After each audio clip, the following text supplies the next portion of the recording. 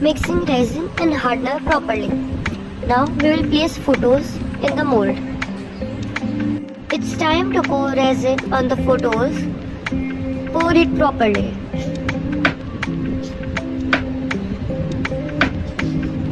Now it's time to add some golden flakes to increase the beauty of the product.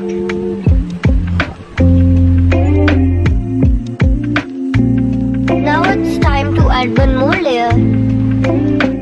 It should be equal so that the product outcome will be super. Now time for bubble spray.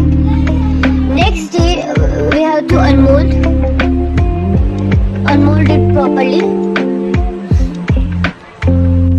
It's time for dabbing to clear the edges to make it smooth. Add thread and motifs. Ta-da! Our resin Rakhi is ready.